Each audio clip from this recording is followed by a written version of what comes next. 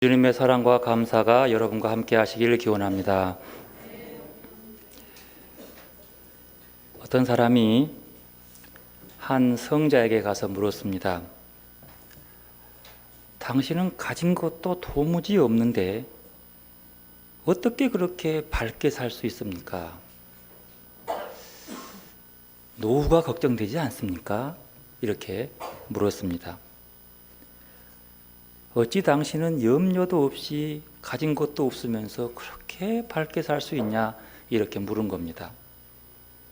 그때 그 성자가 이렇게 대답했다고 합니다. 저는요, 지나간 일에 대해서는 아쉬워하거나 슬퍼하지 않고 아직 오지 않는 일에는 근심하지 않습니다. 오직 지금 당장의 일에만 전념하죠. 어리석은 사람은 아직 오지 않는 미래를 가지고 근심 걱정하고 또 이미 지나간 일에 매달려 슬퍼한답니다. 대답했습니다. 밝게 사는 사람, 가진 것은 없지만 재물은 없지만 밝게 기쁘게 사는 사람, 그 사람은 염려하지 않은 사람이었습니다. 어떻게 세상을 사는 사람들이 염려하지 않을까요? 이 성자는 말하기를 나는 오늘 이 삶만 전념합니다. 오늘을 사는 삶이었다라고 말하고 있습니다. 미국 어느 대학의 심리학과 교수팀이 근심 걱정에 대해서 분석을 해보았답니다. 분석해 보니까 사람들이 하는 근심 걱정의 96%는 쓸데없는 지나친 일에 근심 걱정하더랍니다. 그 결과는 이렇습니다. 걱정하는 것의 40%는 실제 일어나지도 않는 일을 가지고 걱정해요. 거기에 30%는 과거에 있었던 일로 이미 지나가 버려 손을 쓸 수 없는 것 때문에 걱정을 해요. 70%는 일어나지 않을 일, 옛날 일 가지고 걱정합니다. 그 중에 12%는 내일이 아니라 남의 일 때문에 걱정하더래요. 그리고 10%는 아직도 병 걸리지 않았는데 병 걸릴 걸 두려워서 미리 걱정하더래요. 그리고 8%만 진짜 걱정이더랍니다. 근데 그 8% 중에도 4%는 아무리 걱정해도 아무것도 손쓸 수 없는 어쩔 수 없는 것 때문에 걱정하더래요. 예를 들면 내일 하늘이 무너지지 않을까? 이것 때문에 오늘 막 고민함이더라는 거예요. 진짜 염려는 한 4%밖에 안 되더라. 그런 결론입니다. 그러면서 하는 말이 개는 위궤양에 걸리지 않는답니다.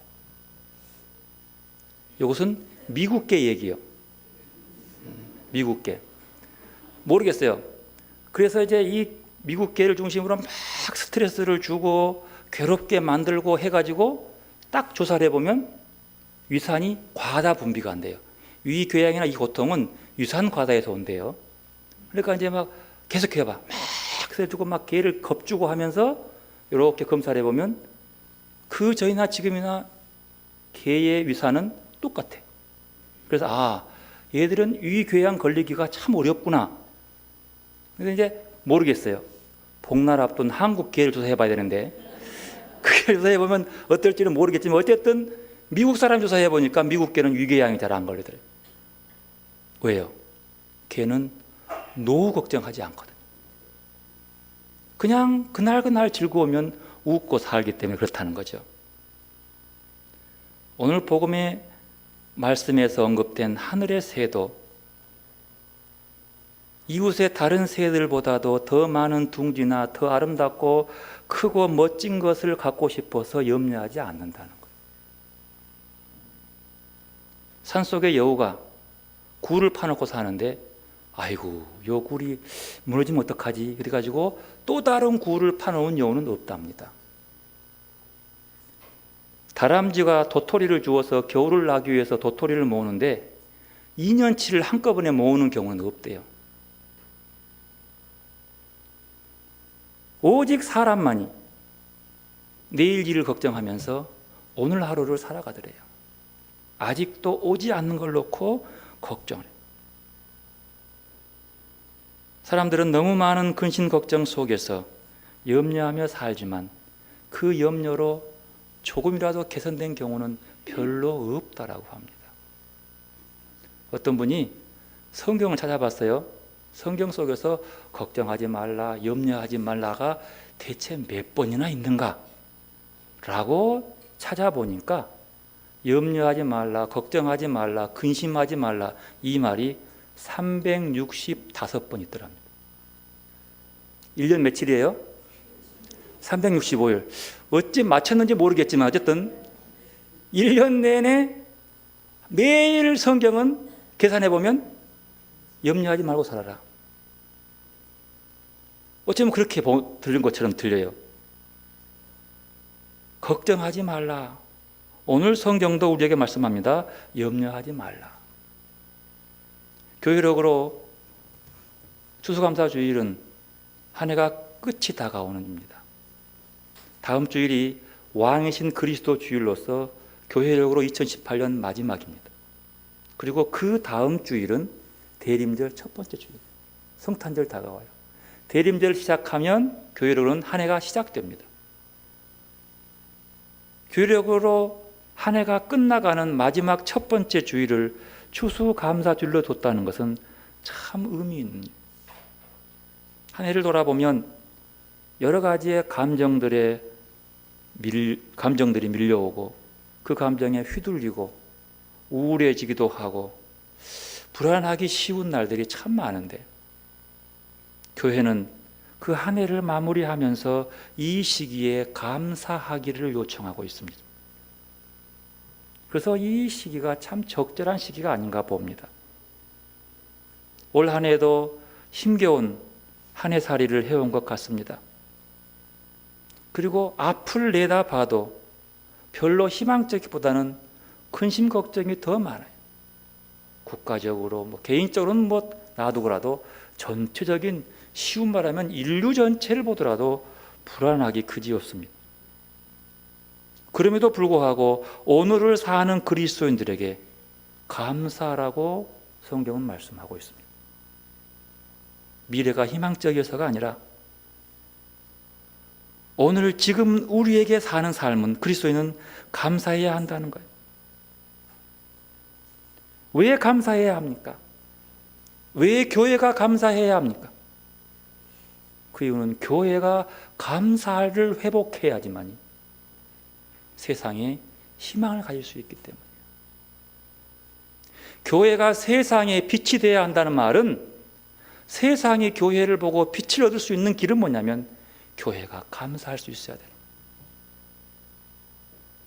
교회에 무엇을 보고 감사해야 합니까?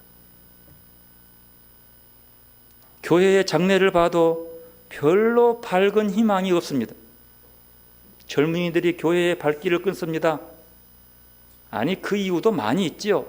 출산율이 적으니까, 아이들이 적으니까 당연히 작지요.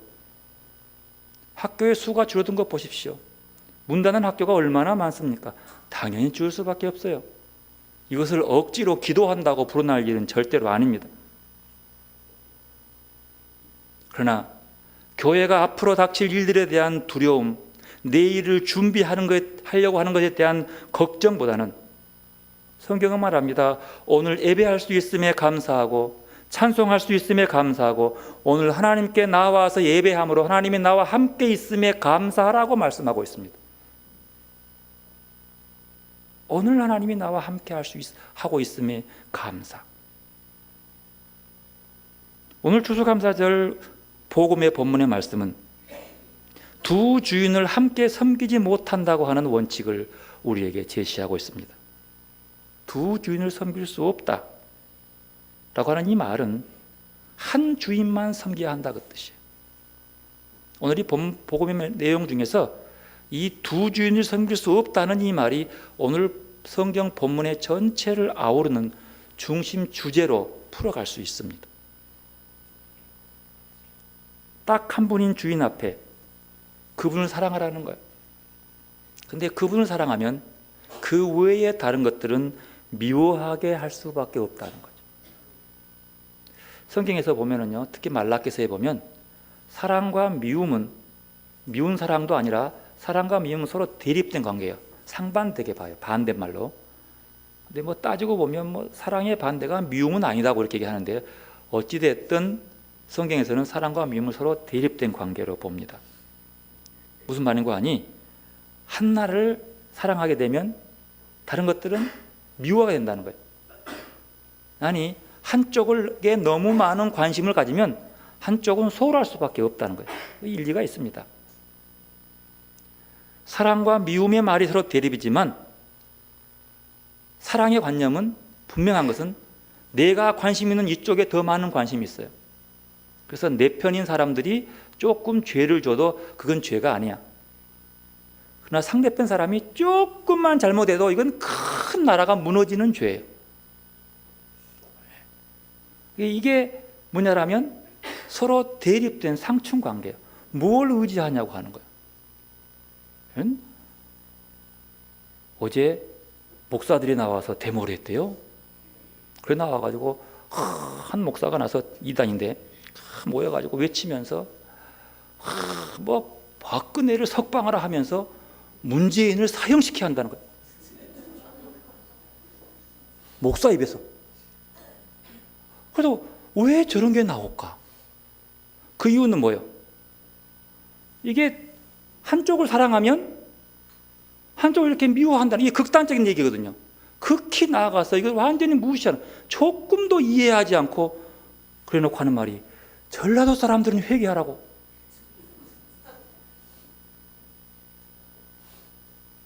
전라도 때문에 나라가 자유민주주의 나라가 몰락하고 있다고 이렇게 외치면서 사람들이 모여서 막 그것도 왜 하필이면 또 태극기하고 막 미국 힐을 움들고 막 그랬다는 거예요.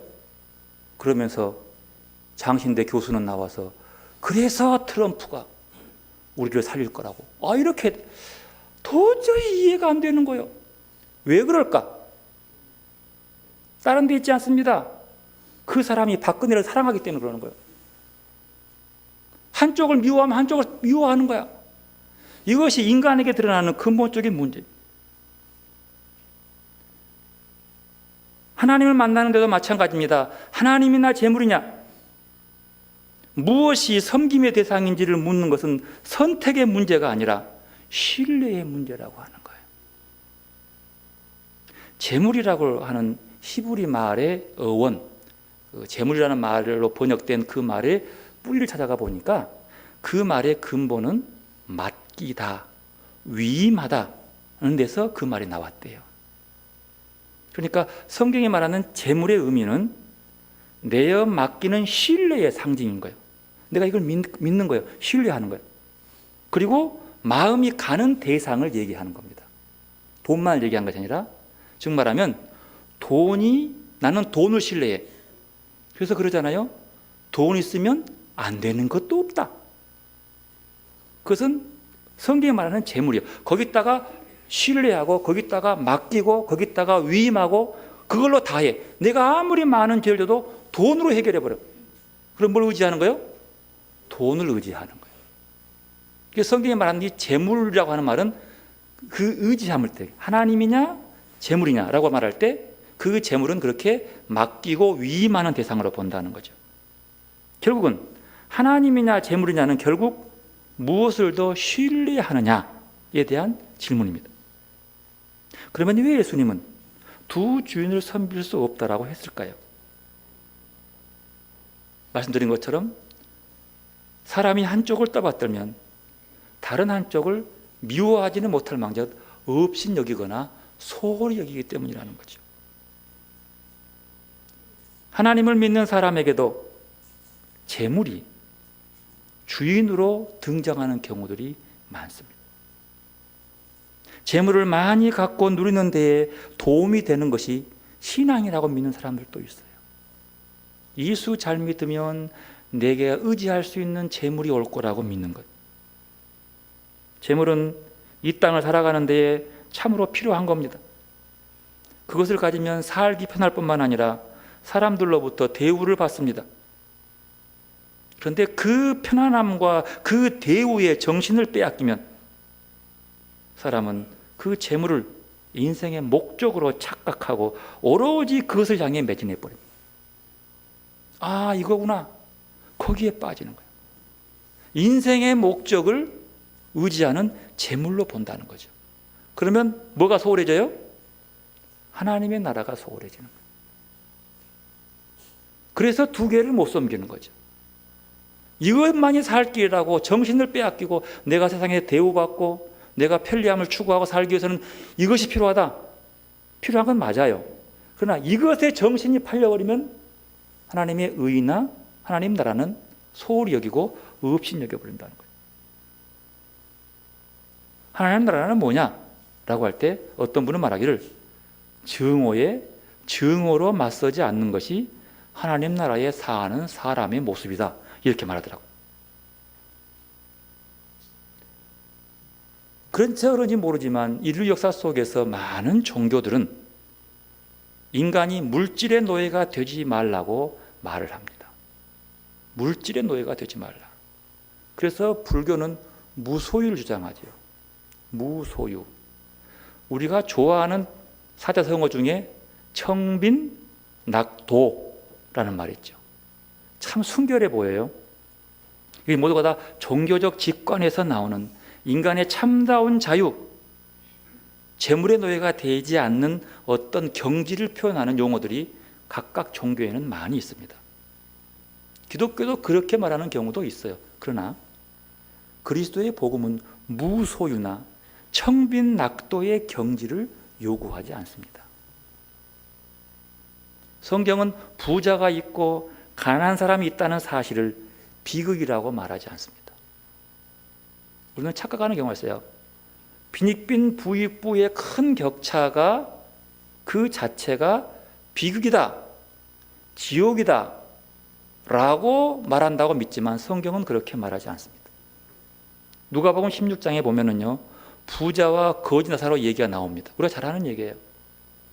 그래서 그 부자와 거지가 있는 것 자체가 그들의 비극이 아니라 뭐가 비극이에요? 부자의 상에서 떨어지는 부스러기로도 거지 나사로가 배를 채우지 못한 것이 비극이에요. 그가 부자였기 때문에 지옥에 가는 것이 아니라 부자는 문제가 아니에요. 하지만 자기 집 앞에 있는 거지가 자기가 떨구어주는 부스러기로도 배를 채우지 못하고 죽은 것에 대한 벌로 지옥 간 거예요.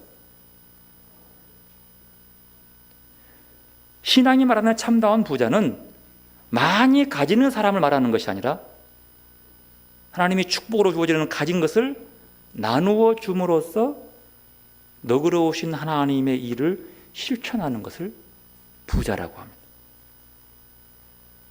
바울은 고린도 교인들을 향해서 이렇게 말합니다. 공동번역으로요. 여러분은 모든 면에서 부유해져 매우 후한 인심을 베풀게 되고 우리를 통하여 그 인심은 하나님에 대한 감사를 불러일으킬 것입니다. 무슨 말인가 하니 재물을 삶의 목적으로 삼지 말고 그 재물을 하나님의 사랑과 자비를 나타내는 도구로 삼아라, 그런 뜻인 거예요. 부자가 죄인이 아닙니다. 그 부자가 있으면 그것을 나눔을 통해서 뭘 드러내요? 하나님의 자비하심을 드러내는 거예요. 몇 년 전 통계인지 모르지만 지금도 굶어 죽는 사람이 10만 명이래요, 하루에. 5초에 한 명인가? 뭐 이렇게 얘기를 한 걸 제가 기록을 한번 본 적이 있습니다. 그런데 그들이 정말로 없어서 굶어 죽느냐? 그분이 아니라고. 나누어 주지 못하기 때문인 거예요. 나누지 못하기 때문에. 하나님이 그들을 굶어 죽게 내뱉은 것이 아니라 누구에게는 많이 주고 누리라는 것이 아니라 나누지 못하기 때문이에요. 예수를 안 믿기 때문에 굶어 죽는 것이 아니라 예수를 믿는 자들의 배부름 속에서 나누어지지 않기 때문이라고 하는 거예요. 나눔은 선행을 행하는 것이 아니라 뭘 드러내는 거예요? 하나님의 자비로우심을 드러내는 것이라고 얘기하는 거예요. 사람은 착각을 잘한답니다. 어떤 분이 그런 말을 하더래요. 착각은 북한에서도 자유다. 북한도 착각하는 데는 자유래요. 절대 통제하지 못한답니다. 재물이나 명예가 관련될 때는 우리는 정말로 아전인수격으로 착각을 잘한다는 말입니다. 신앙이, 믿음이 마치 재물을 얻기 위해서 있는 것이냐 착각한다는 것. 교회 공동체 안에서도 어떤 직분이나 역할을 맡으면 그것이 섬김을 위한 것이라는 사실을 까마득히 잊어버리고 자기의 우월성을 나타내는 신분이냐, 다른 사람들 앞에서 군림하는 자세를 보이는 것, 착각이라고 하는 거예요. 착각은 자유라고 우리는 이렇게 쉽게 착각하며 사는 사람들이라고 하는 거예요. 왜? 나를 중심으로 가니까. 그래서 이 착각에서 우리를 깨어나게 하는 도구가 있는데 그 도구는 기도다라고 얘기합니다. 기도는 우리의 뜻을 이루기 위해서 비는 것이 아니라 하나님을 부르면서 하나님 아버지로 우리 안에 살아계게 하심을 기도하는 거예요. 그러면 하나님이 내 안에 살아서 움직이면 내가 하는 신앙적 착각들을 볼 수 있다는 거예요. 착각하는 신앙을 보여야지만이 이것들을 빼고 참 하나님을 찾아갈 수 있다는 거죠. 하나님 나라가 내게 찾아오는지, 내 나라를 내가 찾고 있는지, 하나님의 뜻을 보고 있는지, 내 뜻을 보고자 하는 것인지 돌아보게 한다는 거예요. 어디요? 내 안에 하나님을 바라보기 시작하면, 내게 채워진 하나님의 목적을 바라보면, 더 나아가서 돌보시고 가엾게 여기고 사람들을 사랑하고 용서하시는 분은 하나님이라는 사실도 기도를 통해서 깨달을 수 있다는 사실이죠. 이게 기도하는 진리의 모습입니다. 여러분, 우리가 기도를 통해서요, 우리의 믿음의 부족함을 채워달라고 기도할 때에 믿음은 하나님이 내 속에 살아있음을 보여주게 해달라고 기도해야 되는 거예요. 내 목적 달성, 소원 성취가 아니라 하나님이 내게 함께 하심을 볼 수 있는 눈. 이렇게 하나님과 재물 두 주인을 섬길 수 없다고 말씀하시면서 주님은 우리에게 무엇을 먹을까, 무엇을 마실까, 무엇을 입을까 염려하지 말라라고 말씀하십니다. 여러분, 태초 이래로요, 천지 창조 이래로 먹고 마시는 것에 대해서 걱정하지 않은 사람은 거의 없었다고 저는 봅니다. 어느 누구가 먹고 마시고 입는 것에 대해서 걱정하지 않은 사람 누가 있어요? 부자라고요? 마찬가지예요. 부자일수록 더 할 거예요. 더 많이 갖기 위해서 걱정해요. 없는 사람은 그런 대로 걱정할 수 있지만 넉넉히 가진 사람도 넉넉하지 못하는 거예요. 그래서 염려하지 말라 하면서 이렇게 예를 듭니다. 공중에 나는 새를 보라고 예수님 말씀하세요. 오늘 본문 25, 26절 함께 읽습니다. 그러므로 내가 너희에게 이르노니 목숨을 위하여 무엇을 먹을까, 무엇을 마실까, 몸을 위하여 무엇을 입을까 염려하지 말라. 목숨이 음식보다 중하지 아니하며 몸이 의복보다 중하지 아니하냐. 공중의 새를 보라. 심지도 않고 거두지도 않고 창고에 모아들이지도 아니하되 너희 하늘 아버지께서 기르시나니 너희는 이것들보다 귀하지 아니하냐. 예수님은 먹고 마시는 일로 염려하지 말라 하시면서 새들을 보라. 물어볼게요. 왜 하필이면 새를 비유로 들었을까요? 저도 왜 많은 게 있는데 왜 새를 비유로 들었을까? 어떤 분이 이렇게 풀이했어요. 새는 여럿이 함께 어울려 산대요. 물론 독수리들은 혼자 살죠. 하지만 대부분의 새들은 함께 이렇게 몰려서 끼리끼리 살아간다는 거죠. 이것을 다양성으로 봅니다. 다양성이지만 함께 살아가게 만들어줍니다. 좀 다르다고 떼내는 것이 아니라 다양성이 있지만 함께, 눈이 2개 있는 사람이지도 1개인 사람과 함께 살아가자는 거예요. 이걸 다양성으로 보는 거죠.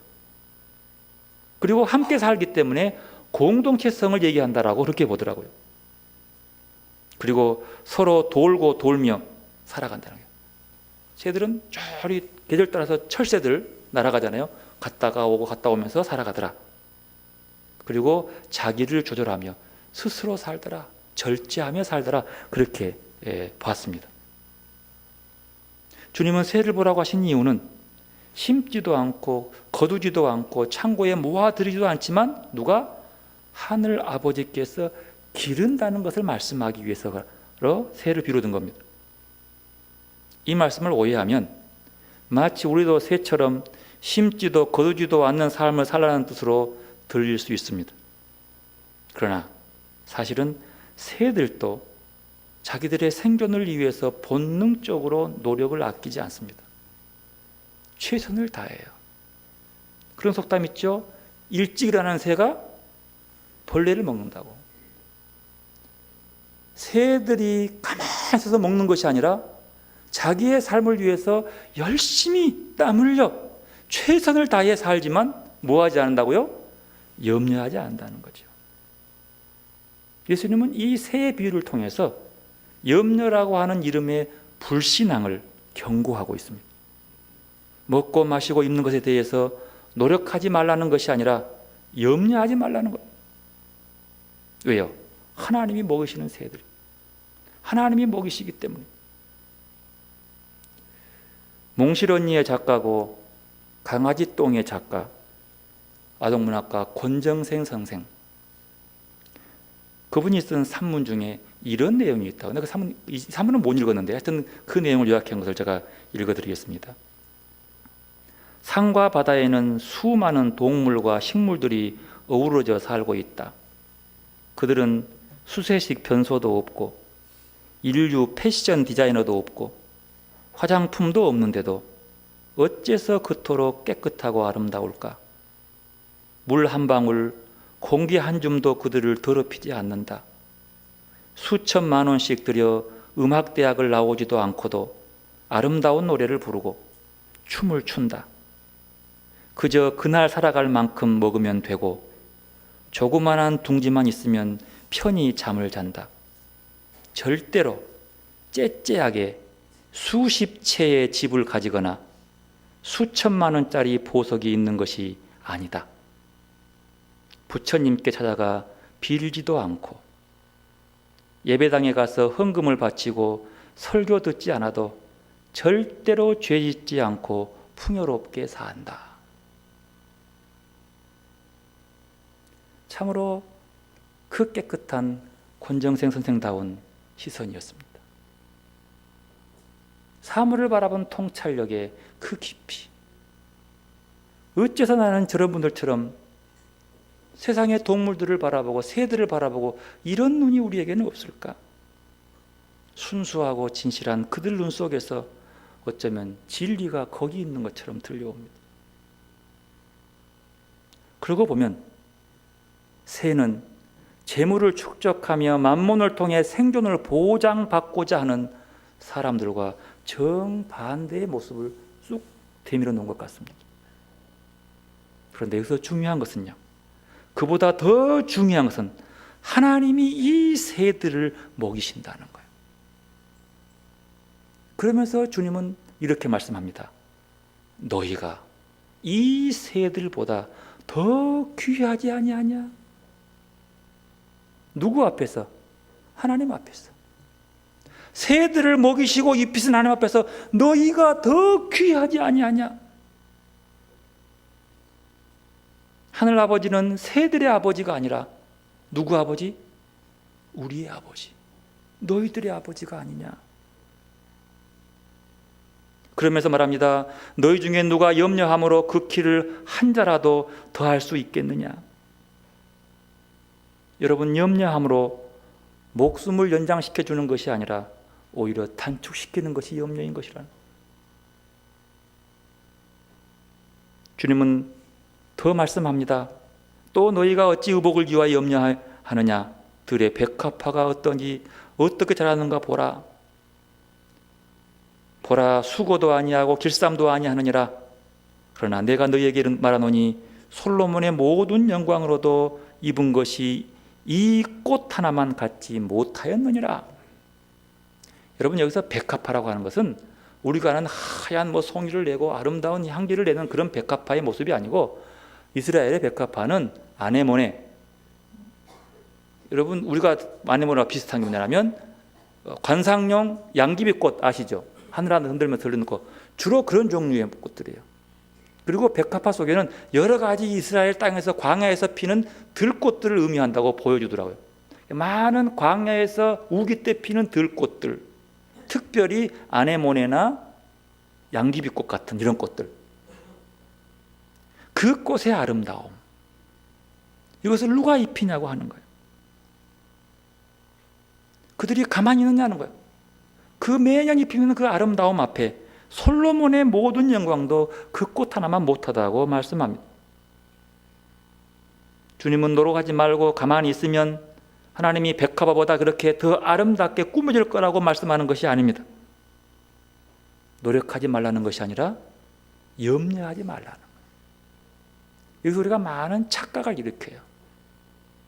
그냥 맡겨놓고 내 책임 딱 놔둬버리고 있으면 된다. 아니요.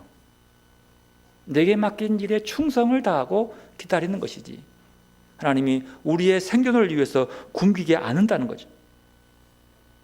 그러면 왜 사람들은 염려할까요? 왜 염려가 생기는 걸까요? 여러분, 왜 염려하십니까? 내게도 물어봤어요. 왜 나는 이렇게 염려가 많은 거? 여러분, 염려되죠? 암 걸릴까 염려되고, 노후가 걱정되고, 뭐 걱정 안 된 게 없어. 자식을 봐도 걱정, 몸이 아파서 걱정, 전염병 와서 걱정, 황사도 걱정.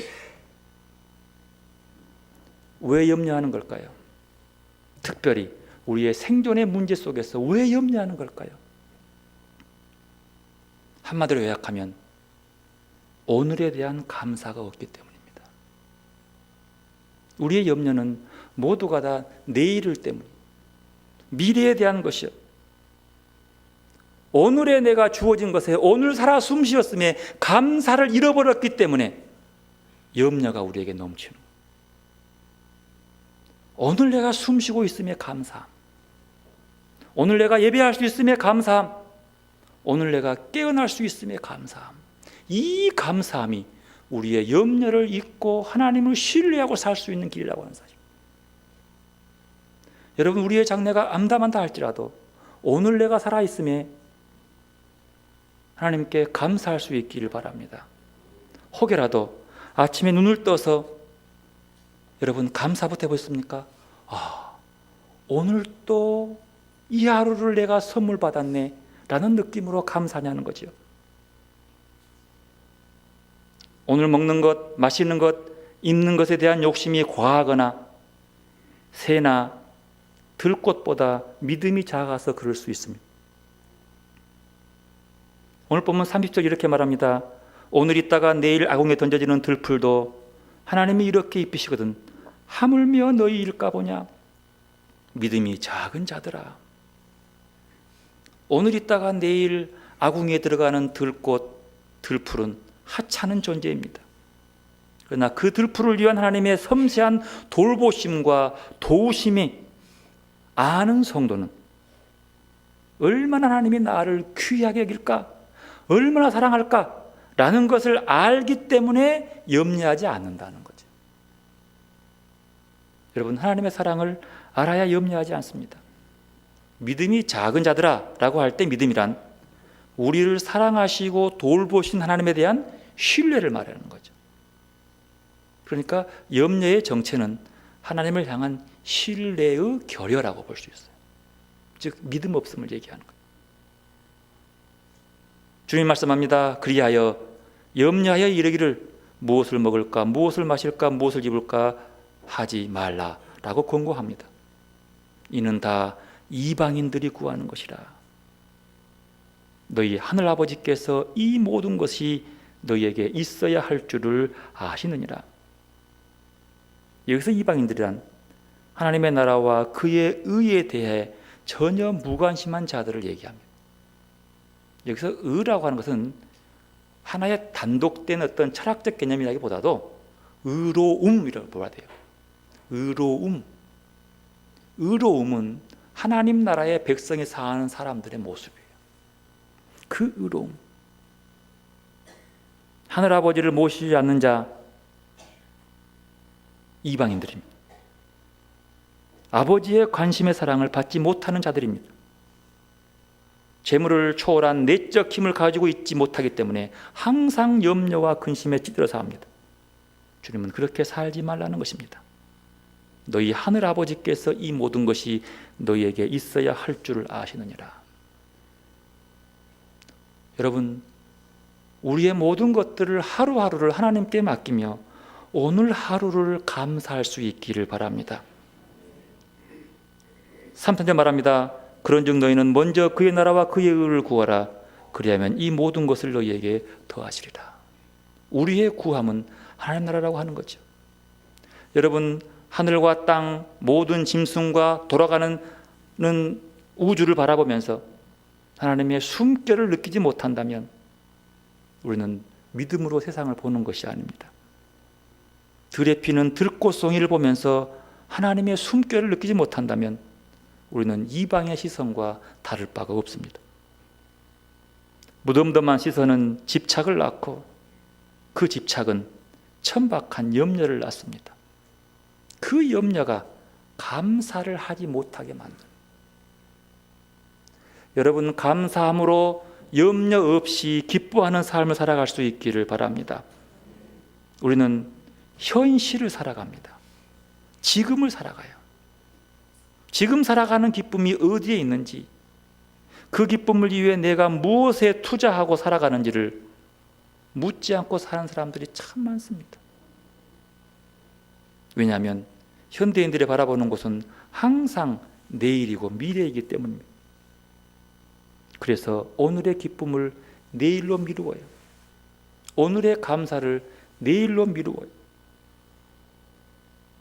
오늘은 이렇게 사는 이유가 내일 저렇게 살기 위해서 한다고 믿기 때문입니다. 왜? 미래만 보십니까? 오늘을 믿지 않기 때문이에요. 오늘을 살아가는 나를 믿지 않기 때문이에요. 지금 일단 나를 부정하고 나서 모든 계획을 세우고 있습니다. 지금 나를 부정하지 말고 지금 나가 여기 살아있음을 먼저 보고 그 삶에 기뻐하고 그 삶으로 감사할 수 있기를 바랍니다. 오늘을 살아야 하나님께 감사할 수 있습니다. 특별히 오늘 지금 나와 함께 하시는 하나님을 느껴야지 감사할 수 있습니다. 사랑하는 성도 여러분, 이 감사주일에 한 해를 돌아보면서 하나님이 나와 함께 하심을 감사하고 오늘 하루를 보내시기를 바랍니다. 내일은 내일에 사는 또 오늘에 하나님이 함께 하심을 감사함을 통해서 우리의 감사가 1년 내내 감사의 삶으로 하나님께 영광을 돌리며 우리를 통해서 세상도 희망을 발견하는 그리스도인의 빛과 소금이 되는 성도들이 되시기를 바랍니다. 기도로 나가십시다. 이 시간 우리에게 임재하시고 함께 하시는 주님 바라보며 감사할 수 있기를 바랍니다. 기도